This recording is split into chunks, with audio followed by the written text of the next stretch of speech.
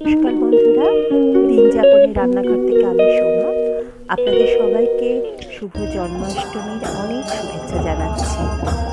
রাত্রিবেলায় চলে গেছিলাম, এখানে ধানতলি বলে একটি জায়গা আছে, সেখানে অনেক পুরনো একটা কালী মন্দির আছে, যেটাকে বাঙালি কালী মন্দির বলে। সেইখানে অনেক পুরনো বাঙালিরা এবং নাগপুরের সব পুরনো বাঙালিরা এখানে আসেন।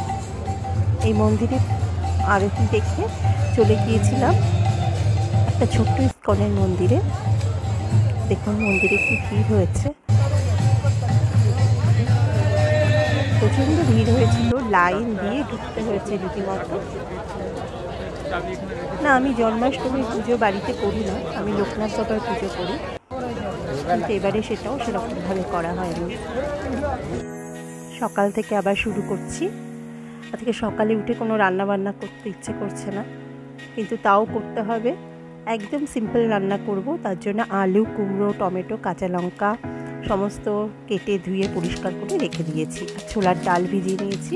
আজকে বললাম না, ঠিক সেরকম রান্না করতে ইচ্ছে করছে না।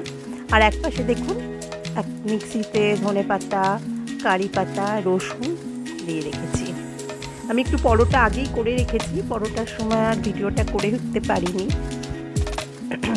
পরোটাটা আসলে আগের দিনে ফুলকপি তরকারি বেঁচে গিয়েছিল, সেই তরকারিটা দিয়ে আমি আটাতে মেখে তারপরে পরোটা করেছি। এটা কিন্তু খুব ভালো লাগে খেতে। এটার কোনো দিন রেসিপি আপনাদের দেখাবো। একটু বাদাম আর ছোলার ডাল ভেজে নিয়েছি।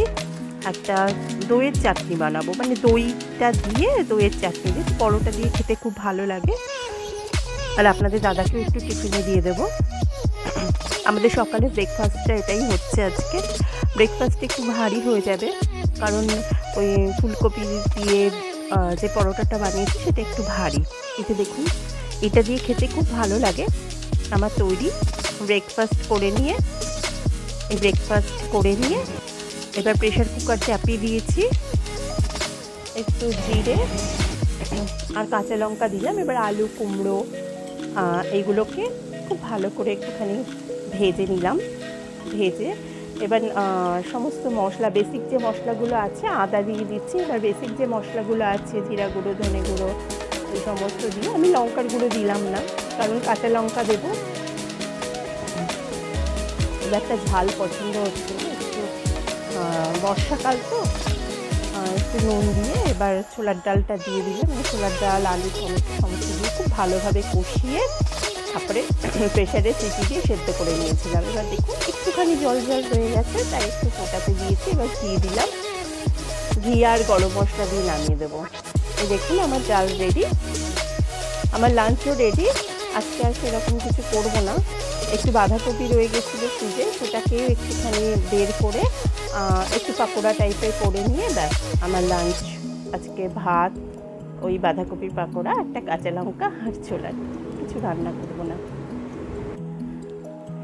তাহলে ব্লগটা এখানেই শেষ করি আর খেয়ে নিই। আজকে ব্লগটা খুব ছোটই বানালাম, কেমন লাগলো জানাবেন। যদি ভালো লাগে তাহলে লাইক, শেয়ার আর সাবস্ক্রাইব করে দেবেন। অসংখ্য ধন্যবাদ এতক্ষণ আমার পাশে থাকার জন্য। তাহলে খেয়ে নিই।